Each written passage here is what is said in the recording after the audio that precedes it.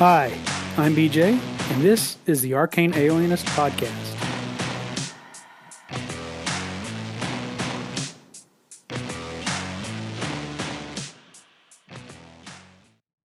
Hello, everybody. Welcome to the Arcane Alienist. I'm going to slip in a regular episode here today. I got a lot of calls that have kind of built up, so I want to get to some of those. Some of them do have to do with RPG a day. Some of them with my other last couple of regular episodes. So we'll get into these calls here. I think the first one is regarding Jason Connerly and mine and Jason Connerly's review of Deadpool and Wolverine. So again, if you've listened to that, I apologize for the sound quality again. Some people tried and couldn't make it through, but here's somebody who did manage to listen to the whole thing. So this is Mirke the Meek. So let's hear what Mirke has to say. Hey BJ, I enjoyed your discussion about Deadpool and Wolverine. I know this is a little late. I got to see that opening weekend. It was a little rough because I just had my arm surgery and everything, but we were in the reclining seats, so that certainly helped. And, it's a lot of fun, so laughing a lot with that. It's a good movie in the sense that, yes, it's bloody, it's profane, etc., but there's also a lot of heart and a lot of comedy. Yeah, it's not a flawless movie, but it was definitely very enjoyable. And I do like how they highlighted some of the other Fox characters, as you mentioned. Just, thanks for your analysis on that and the whole, Donnie Jr. as Dr. Doom. I'm not sure how I feel about it. I mean, with this whole multiverse thing, anything could happen. I haven't gone to see all the Marvel movies because it's just been, a little too much for me as of late, and the quality has been tanking. And it seems like they've taken it a little bit more seriously and said, we can't just churn this stuff out. So hopefully this is kind of we're going to use him well and not just try to get butts in seats with a terrible movie. And I don't think the Russo brothers would really want that either. So maybe this is a sign that they are definitely more interested in the quality rather than the quantity again. And we'll see what they do. Thanks for that, and thanks for your RPG a Day episodes as well. I'm glad that you were able to make it to RictorCon. Yeah, that's a huge commitment for me from East Coast to West Coast, but maybe some year we'll have some kind of Anchorpocalypse Con or something where most of the podcasters could get together. That seems like a logistical feat, but it would be really awesome at the same time. Anywho, thanks again, and take care. Thank you for the call, Mirke. I'll put a link to Burke's podcast in the show notes as always. Yeah, I think I'm really hopeful. The Russo brothers are great directors. I don't think I've ever seen anything they've done that I didn't enjoy. So hopefully they'll bring that same skill to the next two Avengers movies. And I think, like we mentioned when Jason and I talked about it, I can't imagine Robert Downey Jr. actually giving a bad performance. It's more the concept of the idea of him being Dr. Doom. But maybe they've got a trick up their sleeve that'll make it all fit together nicely and make it make sense. We've since heard that he is actually going to be in the Fantastic Four, and he is I believe the Doom of Dr. Doom of their timeline. I think the idea is that the Fantastic Four that we're going to see don't come from the main Marvel MCU timeline. They come from another place in the multiverse and then get sort of shifted over. Either, I don't know if it'll be in their movie or if it'll be sort of part of the Secret Wars scenario that's coming up, but remains to be seen. I don't want to knock an idea till I've seen it, although, I still a little bit skeptical. But thanks for that. Yeah, I do agree that was a movie though, Deadpool and Wolverine, lots of comedy, lots of silliness, but also a lot of heart. You could tell that everybody who appeared in that movie was having a great time making the film. So, and I think that showed in the movie. All right. Well, again, Mirke, thanks for the call, and I'll talk to you later. Oh, and speaking of RictorCon 2020X, of course, I just happened to be in Seattle for something else and was able to go out and get dinner with Joe and hang out a little bit, and we were cutting up for that recording. But if you would like to be involved in any kind of Anchor-related con, Big Texas Comicon is coming up October, I believe it's 11th, 12th, and 13th. I will be there. Karl Rodriguez will be there. Karl's wife, Amy, who you often hear on his podcast, will be there as well. I'll be running a couple games, including Tales of the Valiant, which we've got a call coming up here in just a second about. So yeah, if you're available to come to San Antonio that week in October, maybe as many anchorites as can get there, we can all hang out and chat a little bit and have a little fun. So more details on that. I don't have any kind of official advertising for that. I'll put a link in the show description, but I am going to run Tales from the Valley, and I'm going to try to run Coyote and Crow and maybe one or two other games, depending on how we get the scheduling done. Of course, I want to spend some time at the con. Looking at the list of celebrities, Charlie Cox and John Barenthal, who play the Daredevil and the Punisher in the MCU, are going to be there. They've got, I think, most of the people who played the Turtles in the original live-action Mutant Ninja Turtles movie. Several other people. I think Ashley Eccleston, that voices Ahsoka Tano in the animated Star Wars, along with who else is going to be there? Sean Astin, Elijah Wood, and John Rhys Davies from Lord of the Rings are going to be there. So, and also Sean Astin from the Goonies, and I believe Joe Pantoliano and Robert Davi, who are also in the Goonies, are going to be there. Of course, Joe Pantoliano is also in The Matrix, and he was in the original Daredevil, not the one with Charlie Cox, but the one with Ben Affleck. So a lot of celebrities. They did a good job there. Of course, it's mostly a Comic-Con. Karl and Amy know the organizer and have convinced them to let them do some gaming while we're there. So I'm going to be one of the game masters. Anyway, enough about that. Let's go down to this call. Up next, I've got a call from Collin Green from across the pond of Spikepit podcast. Let's hear what Collin has to say. Hi, BJ. I'm just calling in reference the review you did of Valiant. I appreciate it's early in your journey, but I found it informative nonetheless. And I'm quite a fan of the reinterpretations of the 5e rules. They make a lot of sense to me. It can be a struggle getting players to kind of try different things, and by introducing variants of 5e, I think a lot of the time that's going to be your best chance.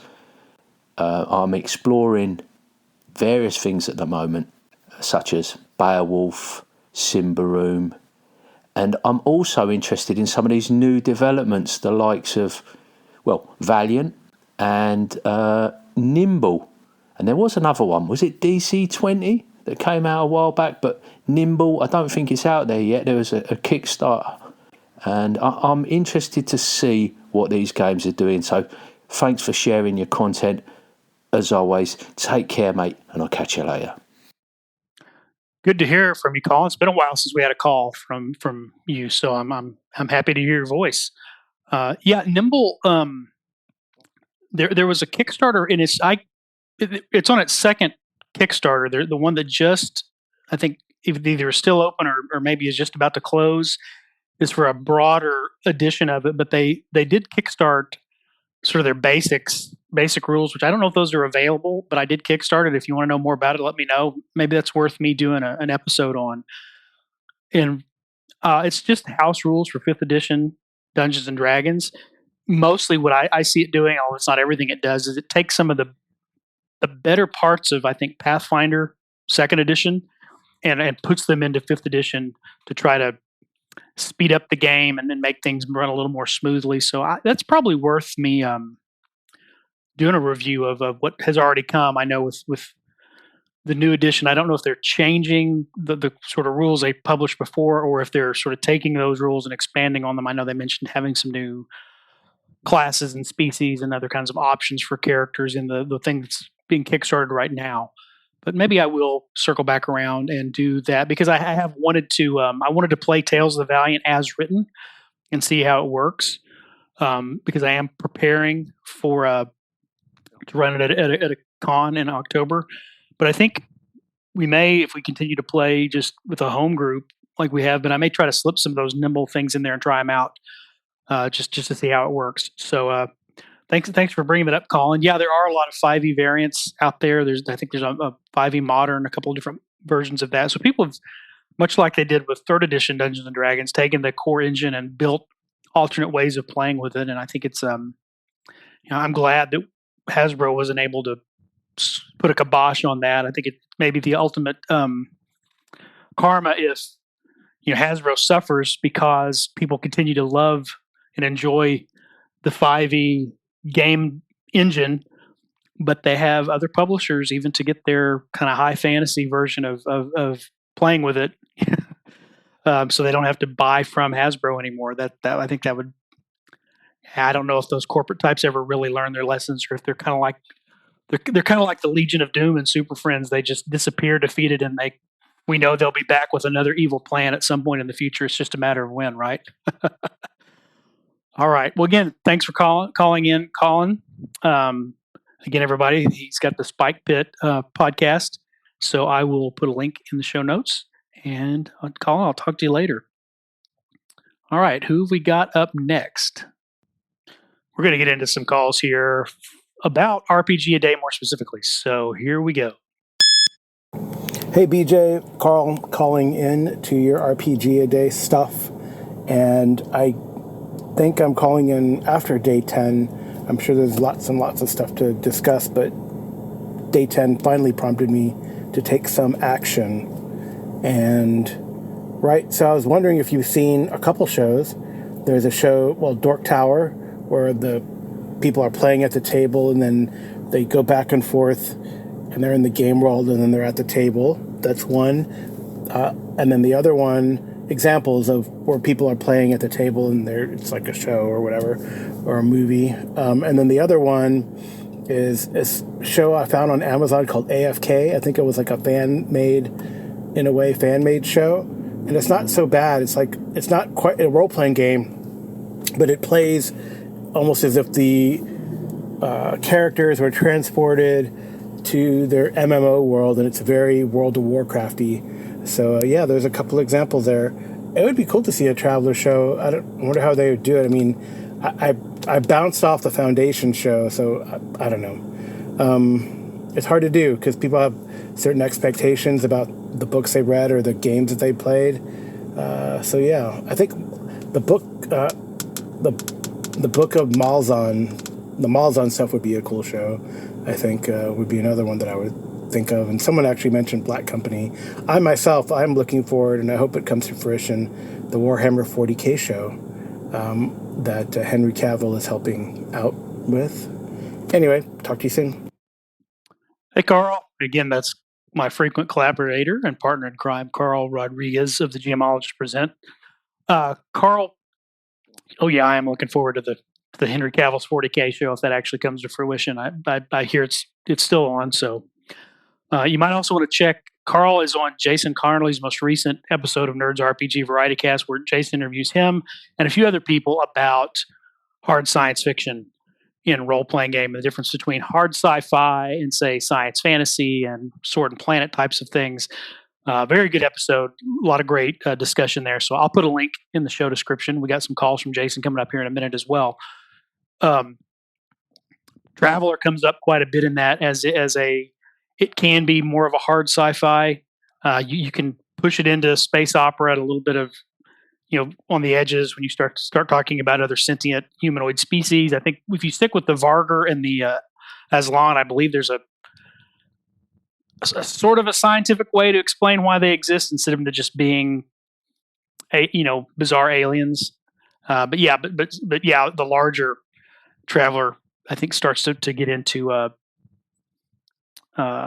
space opera with a lot of other different alien species you can encounter depending on how you want to play the game. But it also allows you to do that harder sci-fi where you are talking about the consequences of being in space and managing your resources and the proposed science behind all that, not pure harsh sci-fi.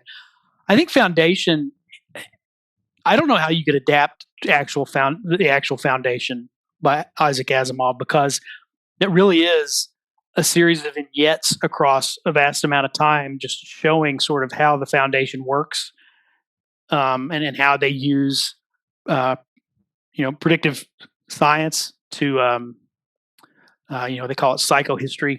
As a psychologist, I'm always amazed at how much the early sci-fi authors the early part of the 20th century really thought we would have much more influence on society than we have turned out to have. Maybe we will again sometime in the future. But foundationally, let's talk about what we are starting to see with predictive models that we can use to predict all kinds of stuff. You Google one thing, and the next thing you know, you've got junk mail on that topic within a week. The way the algorithms kind of can tell by things you wouldn't expect what you might be in the market for, when you're ready to refinance your house, when you might be looking for a home loan, when you're going to get married, when a couple might be expecting a baby, not based on anything they've given, but just other patterns that just sort of predict when those things are likely to be occurring.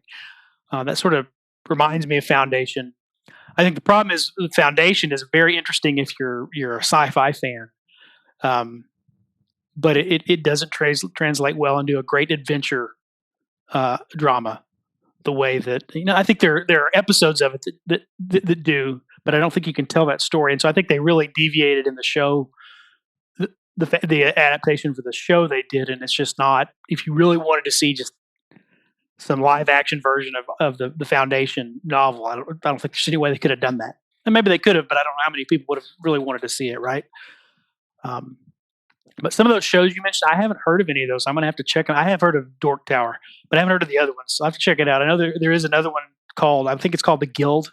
It's kind of a comedy web series they did where it is a woman who deals kind of with some real life stuff, but then also her players in a sort of World of Warcraft style guild, and the actors play themselves in real life plus their characters in the game.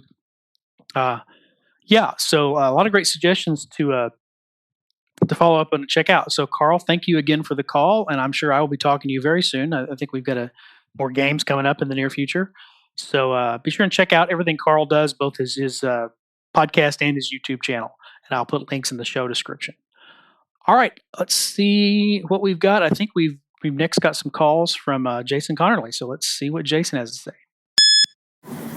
Hey, BJ, Jason here. It's a little bit of a conundrum, the D&D movie, well, it doesn't have to be D&D, but what RPG would you like to see on TV? Because I get where you're coming from, but I also dislike actual plays for the most part. And I don't think I'd want to see a movie as an actual play. I think Princess Bride's a good example. But I think I would want to really minimize the flashbacks or cuts to the real world. I think we'd want to stay in the fantasy world for the most part, maybe have kind of like that framing device. Although, what you could do is an anthology movie, like the great anthology movies of the past. And, something like Tales from the Crypt. Well, Tales from the Crypt movies weren't anthologies, were they? Creepshow. Creepshow is a good example. But, if you did an anthology movie, you could sit there and have the games as the background, the real world as the background, and then because you're doing anthology, you could do a half-hour dungeon crawl, and then you could do a half-hour, I don't know, cyberpunk, or half-hour insert game of your choice, right? Half-hour Call of Cthulhu. So you could actually do 3 different genres of games and have that framing device of the players playing at the table to tie it all together. I'm actually starting to like this idea. So thank you for your discussion on that, because that's kind of brought me around to maybe that is a good idea. Take care. All right, folks, you heard it here. If at any point in the next several months any studio announces that concept, they have stolen an idea from Jason Connerly, and they should all riot. I think that's a wonderful idea. It's an anthology. Yeah, and it's just a Dungeon of the Week, Monster of the Week kind of scenarios. If you're talking about a TV show, if you want it to be like an hour-long TV show, yeah, you could have 3 segments or maybe 2 segments, but you could rotate those genres around. Think of all the stuff that role-playing games cover. I think if you tried to do Western or crime or some of those things like that, I don't know if people would glob onto that as a role-playing thing, although it might be interesting to slip some Westerns, some spy, like Top Secret, and some things like that in there, or mobsters or detective fiction. But if you particularly stuck most of them to fantasy, eldritch horror, cyberpunk, and probably like space opera, I think you could you could really definitely, and even within the subgenres of those. So again, it's not always the same story, the same setting. I think that would be really neat. That's a brilliant idea, Jason. I'm glad you thought of it. I hope to live long enough to see something like that come to fruition. And you're right. It could be a TV show or it could be a film. You mentioned Creepshow. I was also thinking of the Twilight Zone movie. So yeah, there are ways to film anthologies. Sometimes with some sort of through line or something that holds it together, either the narrator or something like that. But that's a really good idea. All right. Well, thanks for that call, Jason. And we're going to turn right around and have another one from you right here. Hey, BJ, Jason here. You know, you bring up some interesting points of Conan and Elric, but I think with Conan, it's more that tension between the decadence of civilization and the freedom of the, you don't want to say savage peoples, of the barbarians, right? The people that aren't in civilization. But yeah, it's more of a, Howard looking at civilization as this decadent, fallen, evil thing, twisted thing. And, he's not wrong. Yeah, that's a very good point. It's interesting. I think we had a conversation with Arlen Walker a while back about the Conan movie and how the Conan movie takes a lot from Karl, because as Howard written, Karl is more of a brooding, contemplative character, and of course Conan broods and has his dark moods, but he's just kind of living for what happens tomorrow, right? He's not really. He just kind of wanders into his adventures, and occasionally he sits, pretty and successful for a while as a ship, a pirate captain or a warlord or a general or eventually a king. But that season of his life passes too eventually, and he moves on to the next thing. So, but in the narration and the juxtaposition of sort of Conan's musings and his conversations, you do see Howard critique civilization and some of the problems with civilization. I think one of my favorite Robert Howard quotes, maybe not as a quote to live by, but something to certainly contemplate, is right there. I believe it's in the Phoenix on the Sword, in the first story, where he says that, a savage is more polite than a civilized man as a general thing, because, a savage knows that he can have his skull split open if he offends somebody. I'm botching the quote, but that's sort of the idea, is that, in a society where people are a little more dependent on having to live with one another, get along with one another, you need to keep the peace. And so people are civil with one another. They really are careful about their words and what they say to one another, and whether they're going to actually want to upset somebody else. Of course, I think Howard casts that in sort of this sort of noble savage vein of, because a fight will break out and somebody will die. I think what's more truthful for more tribal sustenance-based societies is it's more just the need to get along, because when there's a crisis, we all got to pull together and take care of each other. That's how we survive, right? So it's not so much about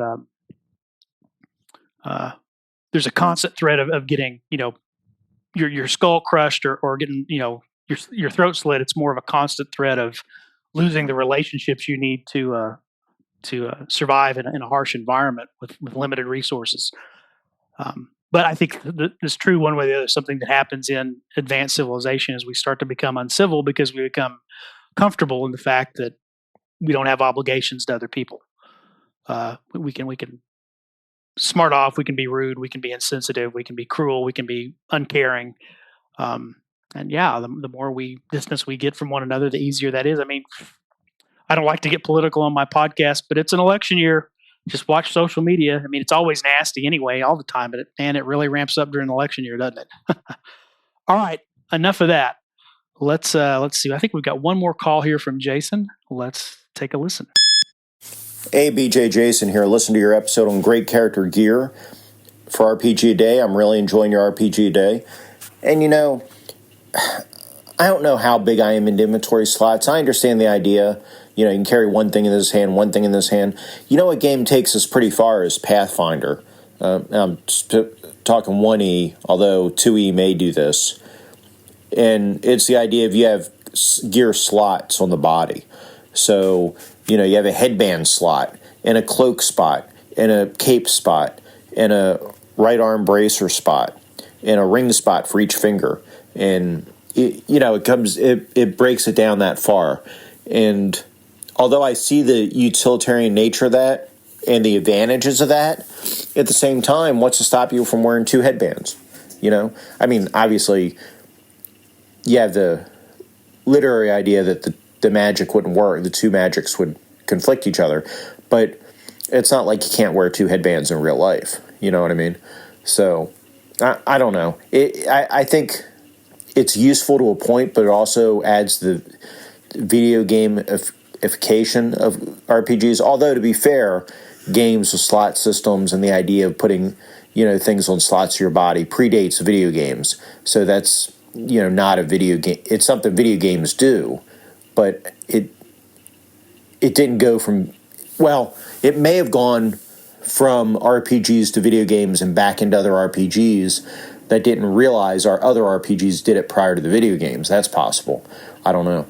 Also, with this recent fluffle with Alchemy VTT and Free League, now's the time to strike. I was listening to the State of Play over at Spikepit, Collin Green's podcast, and he was talking about how the Runes of Cimarron for Free League has, like, goblins have a life cycle where they'll turn into, like, goblins and orcs and then trolls, and they grow into different creatures. Obviously, they've stolen that from you and your mystical world.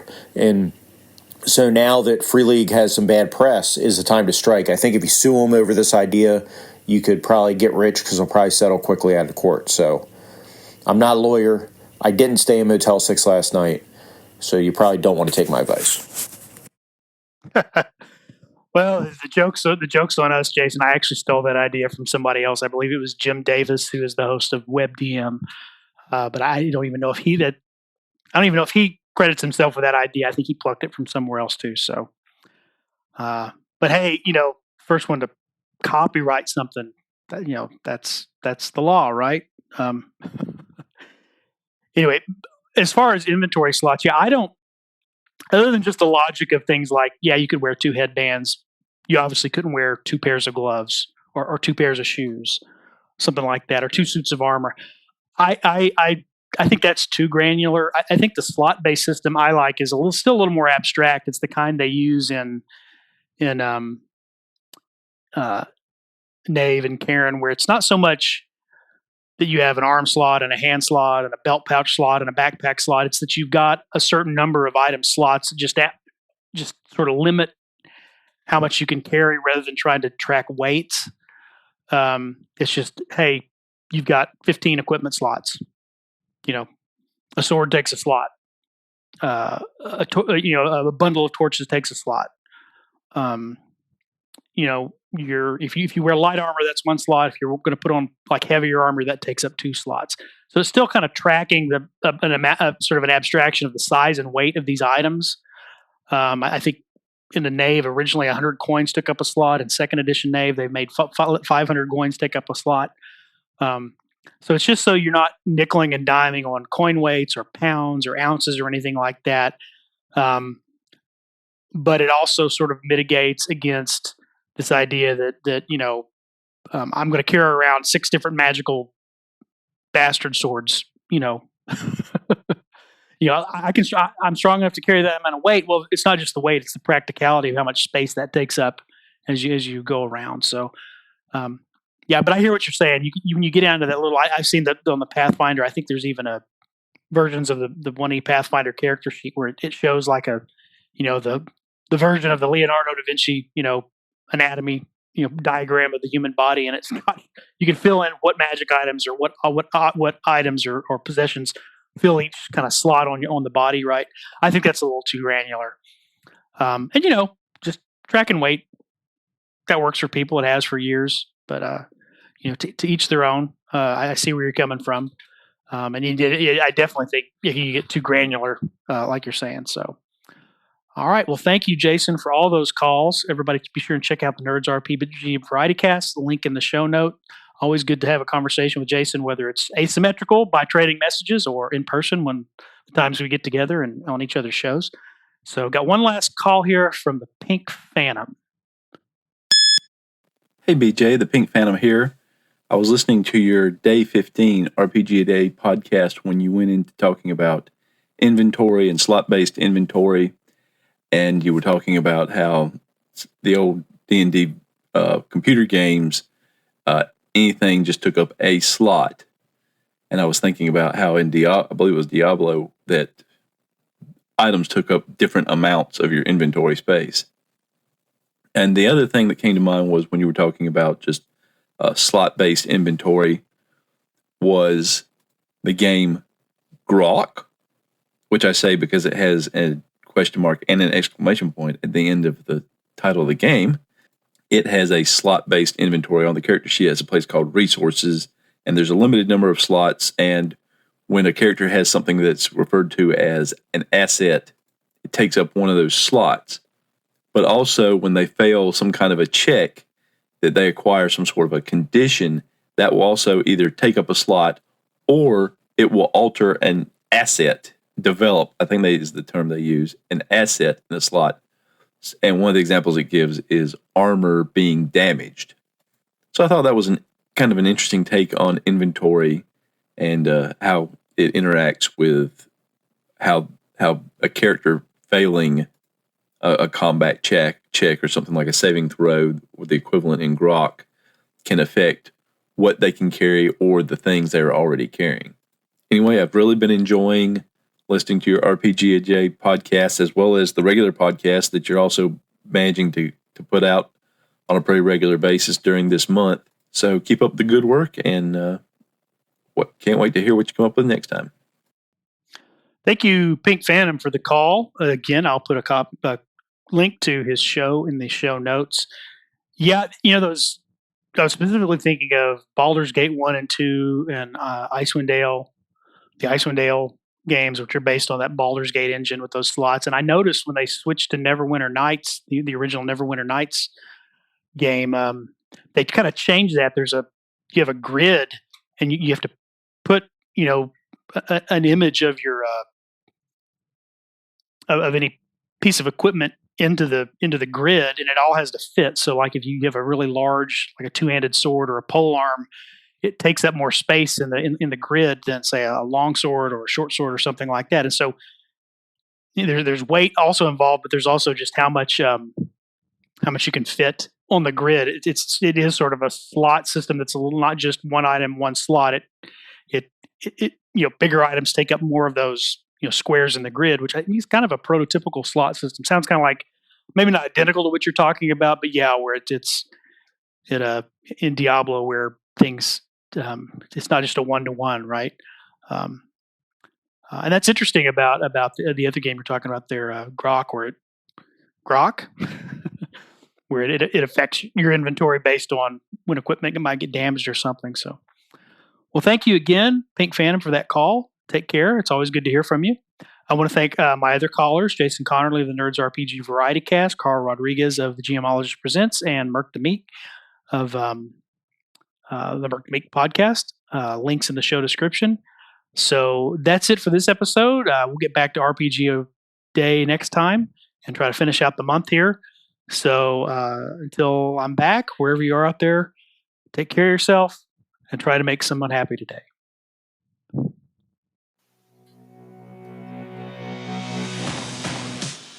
Thanks for listening to the Arcane Alienist podcast. The music you're hearing is Come and Get It by Scott Holmes Music. The cover art is by Dave Bone. Be sure to check out his stuff at ironseer.com.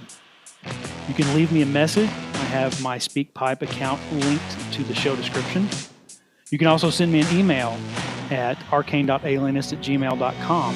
Just embed a voice memo, or I'll just read the text to your email during a future episode. Once again, thanks so much for listening.